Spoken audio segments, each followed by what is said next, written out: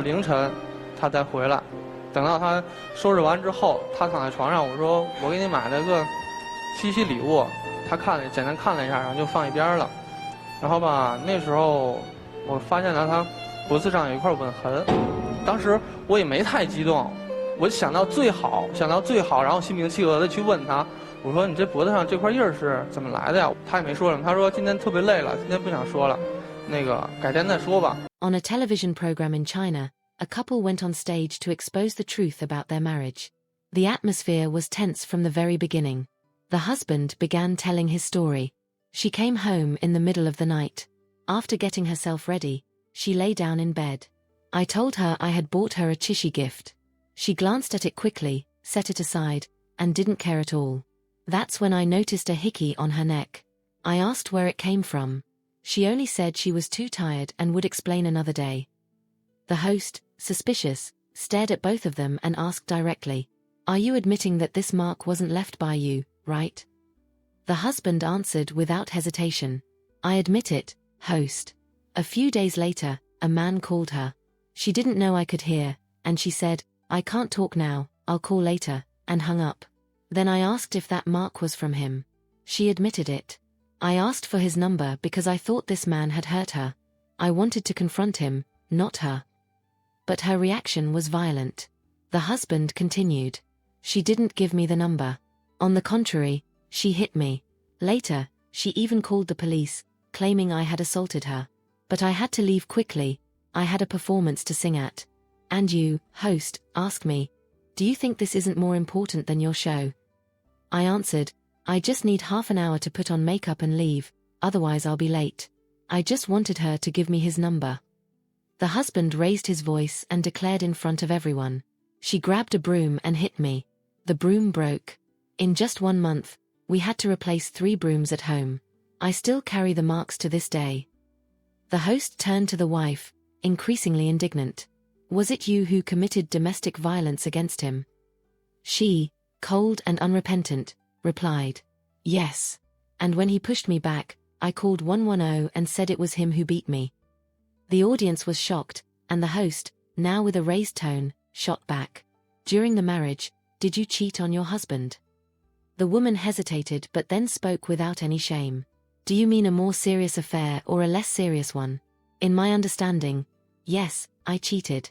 Because I no longer had him in my heart. The host turned to the husband. "Do you accept this?"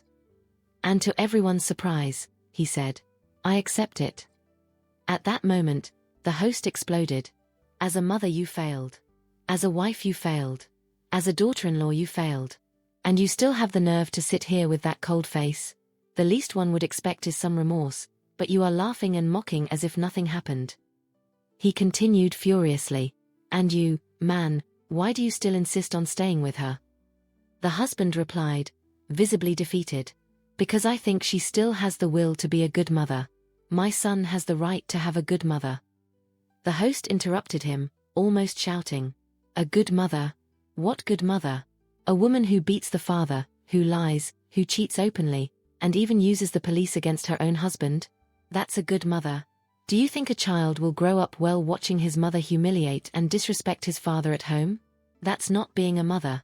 That's destroying your child's childhood." He then asked the husband, "And under what circumstances would you give up this marriage?"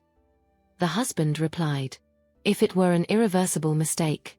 If in her heart there was already another man." The host turned back to her and said with disdain, "But your heart already has another man. You admitted it yourself. So why are you still here? Do you want to turn his cowardice into an excuse for your infidelity?" The studio fell silent. The host did not hold back. "You say, I cheated, I'm guilty, but I don't care, because he's selfish. And you," pointing to the husband, "accept it, saying, 'It's fine, I forgive you, life is dull anyway.' That is not marriage. That is a theater of horrors." He pressed even harder. "Her heart is already dead. Yours never even lit up. You burn begging for attention but only receive cold water. And you," pointing again at the wife, "come here, on this stage, to laugh, to mock, to play the victim, when in reality you were the one who destroyed everything." Finally, the host delivered a merciless sermon. This story is not about forgiveness. It's not about love. It's about cowardice on one side and arrogance on the other. It's about a woman who devalued herself too soon, married too soon, cheated without shame, beat her husband, and still tried to play the victim. And it's about a man who, instead of standing up for himself, hid behind excuses, accepting crumbs of dignity. Who pays the price? Your child. Because while you two play at war, it's him who grows up surrounded by violence, betrayal, and disrespect. The host ended by staring at the woman. You are not a victim. You are the guilty one. And if you had even the slightest bit of conscience left, you would apologize right now, not to him, but to your son.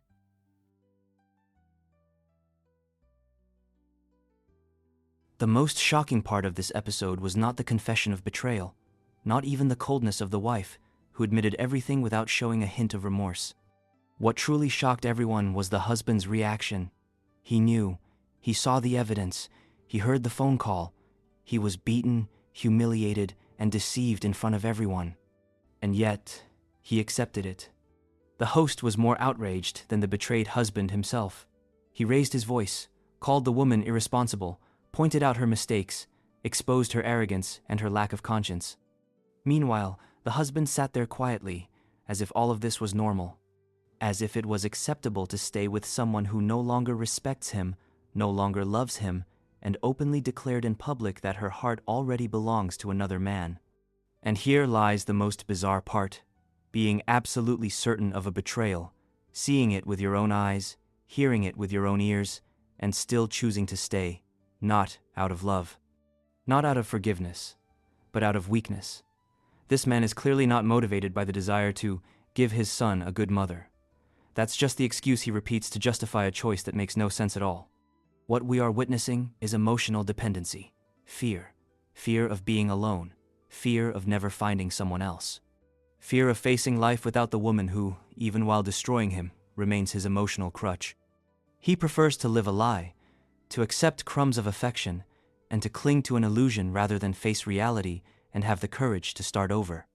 And it is precisely because of men like this that women like her feel free to act without remorse, without regret, without responsibility, because they know he will swallow everything.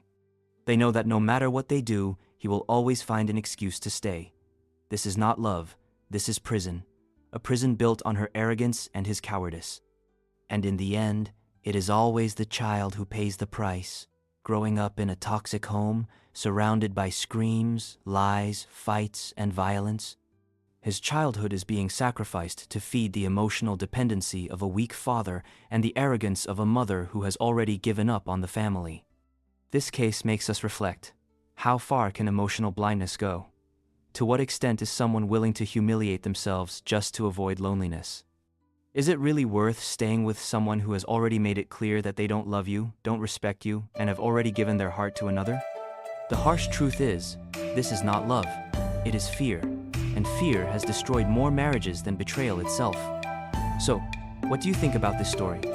Do you believe this man truly wants to protect his child, or is he simply hiding his cowardice behind pretty words? Deep down, is he not more afraid of loneliness than of the pain of betrayal itself? If you enjoyed this video, make sure to leave a like and subscribe to the channel for more real-life stories and bold reflections like this. I'll see you in the next video.